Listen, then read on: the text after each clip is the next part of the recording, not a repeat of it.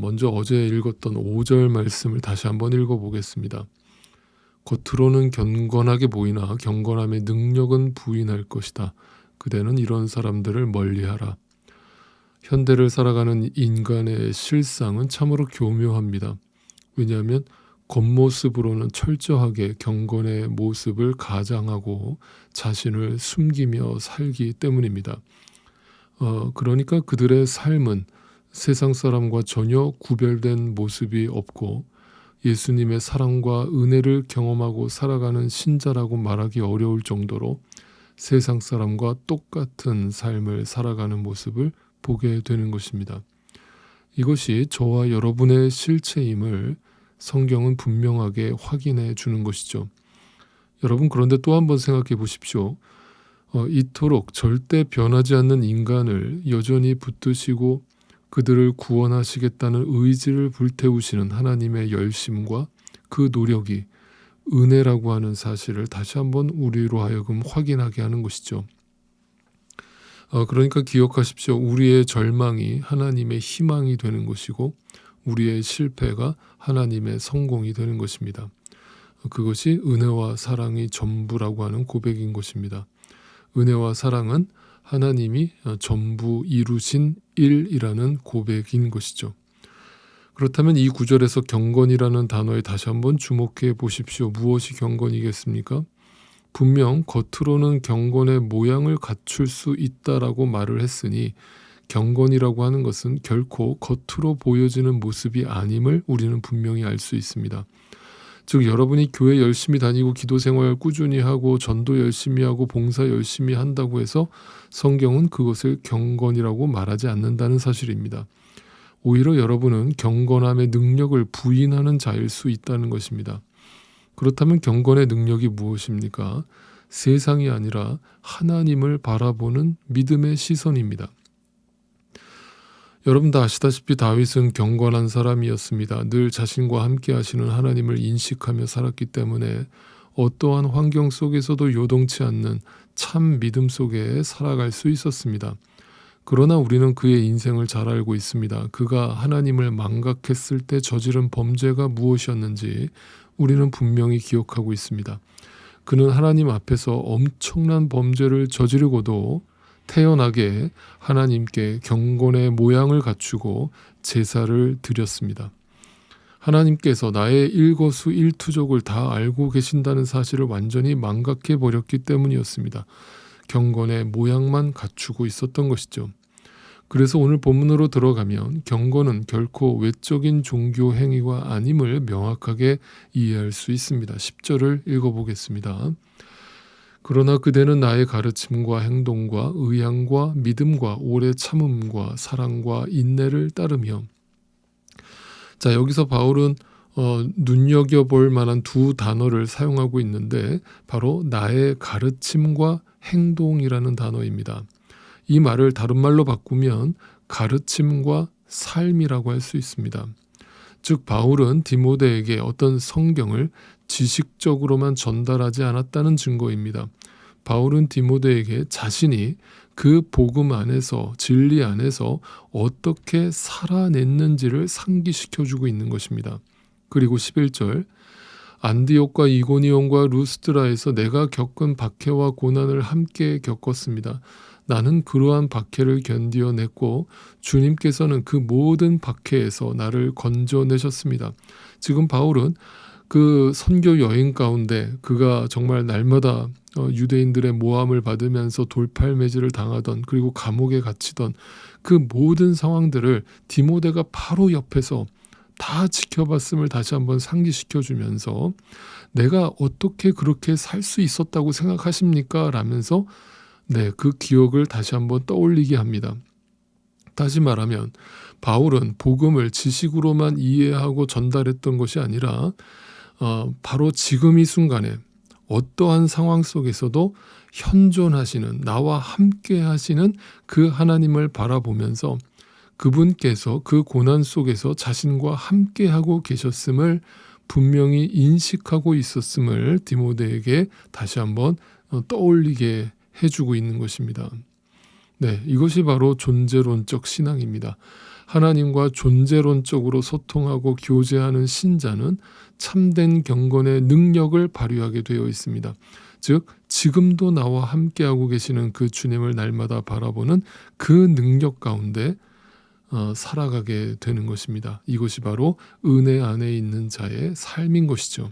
12절 그리스도 예수 안에서 경건하게 살려고 하는 사람은 모두 박해를 받을 것입니다. 바울이 이 말을 디모데에게 당당하게 어떻게 할 수 있는가를 한번 생각해 보십시오. 만약 바울이 자신이 입술로만 그리스도를 전했고 머리로만 지식으로만 예수 그리스도를 전했다면 자신의 삶 속에서 온갖 박해가 일어나고 고난이 찾아왔을 때 분명 도망쳤을 것입니다. 그리고 다른 복음을 가르치던 자들과 마찬가지로 이 땅에서 복받는 길이 하나님의 축복의 증거라고 가르치면서 성도들을 속이려고 했을 것입니다. 그러나 바울은 분명히 복음을 이해하고 있었을 뿐만 아니라 그 복음이 인도하는 대로 이끌림을 받으면서 그 고난 속으로 뛰어들어가기를 주저하지 않았습니다. 그래서 이렇게 당당하게 분명하게 고백합니다. 나는 분명히 안다. 나는 복음이 무엇인지 알고 진리가 무엇인지를 안다. 그리스도 예수 안에서 경건하게 살려고 하는 사람은 반드시 박해를 받게 되어 있다는 것을 나는 분명히 알고 있다.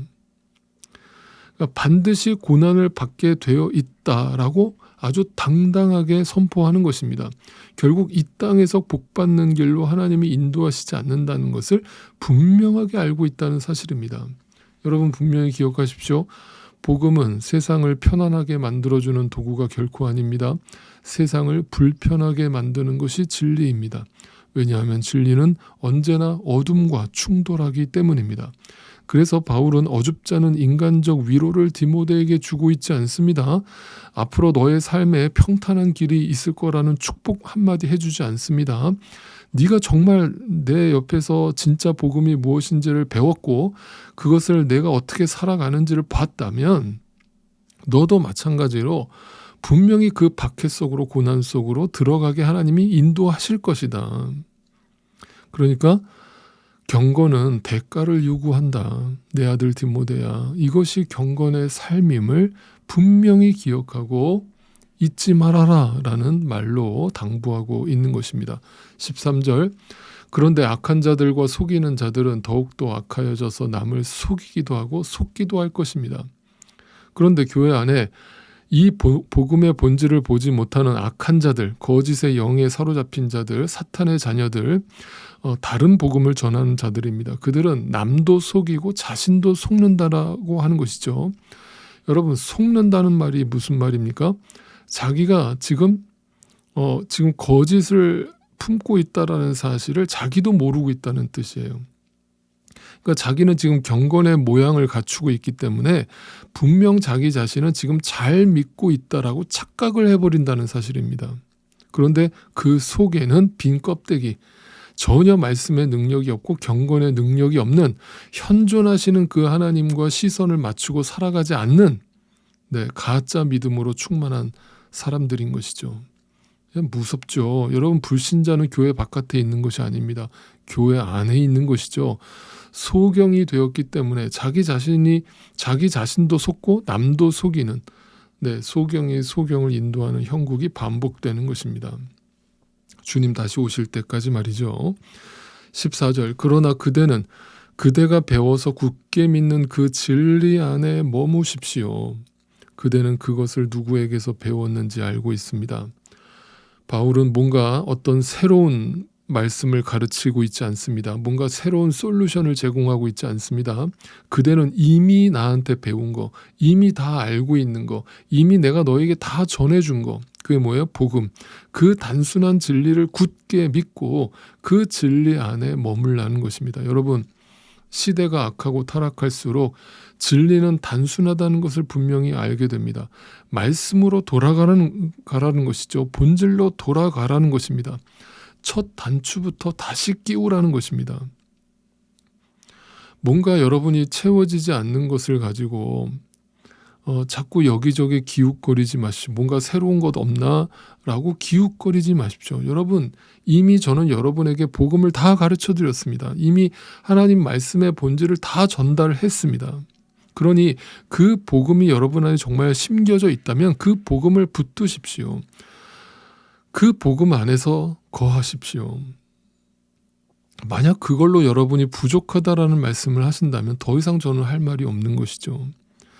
여러분 이미 여러분 안에 그 복음이 심겨져 있기를 저는 바랍니다. 저는 다 가감없이 복음을 전했습니다.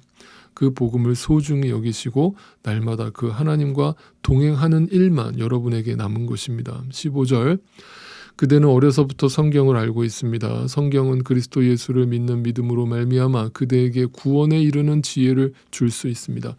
바울은 아주 클리어하게 설명합니다. 디모데야, 성경이 뭐냐? 너도 성경을 분명히 알고 있잖아. 성경은 이 세상의 복을 가르쳐주는 책이 아니야. 윤리 도덕 책이 아니야. 인생 처세술을 담아놓은 책도 아니야. 성경은 오직 그리스도 예수를 믿는 믿음으로 말미암아 너를 구원에 이르게 하는 지혜를 전해주는 하나님의 말씀이야. 그것이 복음이야. 그것이 성경 전체가 우리를 향해 말하고 있는 하나님의 말씀이야.